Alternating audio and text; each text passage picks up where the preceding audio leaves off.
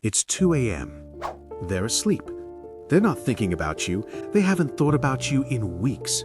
But you're awake, replaying a conversation that happened 3 months ago, trying to change the outcome. This isn't weakness.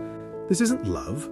Your brain is stuck in a loop it was never shown how to exit. In this video, I'll show you exactly why this is happening and give you simple, step-by-step ways to finally break the loop.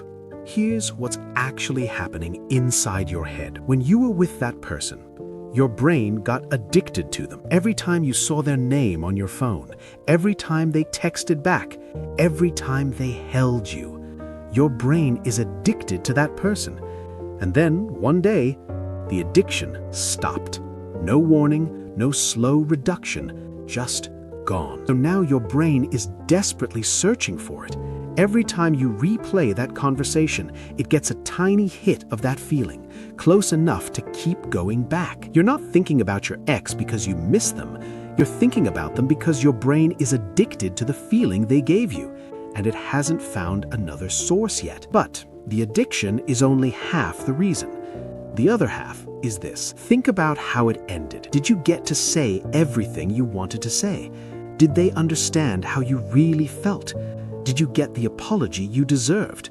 Did it ever actually make sense? For most people, no. And your brain cannot close a chapter that didn't have a proper ending. So it keeps replaying that one argument, that one moment, that one thing they said, looking for the explanation, looking for the closure it never got. It will keep doing this every single night until it either finds the answer or accepts that the answer is never coming. Here's the uncomfortable part. That person you're replaying at 2 a.m., they're already asleep. They've moved on. Not because you didn't matter, but because they got closure in a way you didn't. And waiting for them to give it to you is exactly why you're still stuck. They are not coming back with the explanation. They are not coming back with the apology, which means there is only one person who can give your brain what it needs to stop the loop.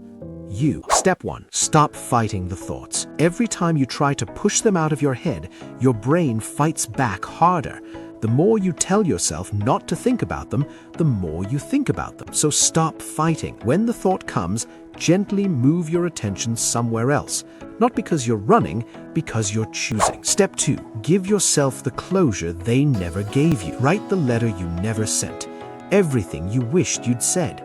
Everything you deserve to hear back. Then write their response, the honest one, the one that would actually make sense of everything. You're not writing this to send, you're writing this because your brain needs the story to have an ending. So give it one, on your own terms. Step 3, break the dopamine loop. Your brain is searching for the feeling they gave you, the safety, the warmth, the connection. Not a new relationship. Your brain isn't ready and it knows it. Something smaller. A friend who makes you laugh, a hobby that fully occupies your mind, exercise that makes your body feel something real. You are not replacing them. You are showing your brain that the feeling it's looking for is not locked inside one person. Step 4, change the story. Right now, your brain is telling you a story. That the relationship ending means something was wrong with you. That if you just said the right thing, it would have worked out. That story is not true. Two people wanted different things, or the timing was wrong, or they simply couldn't give you what you needed. It ending doesn't mean you failed.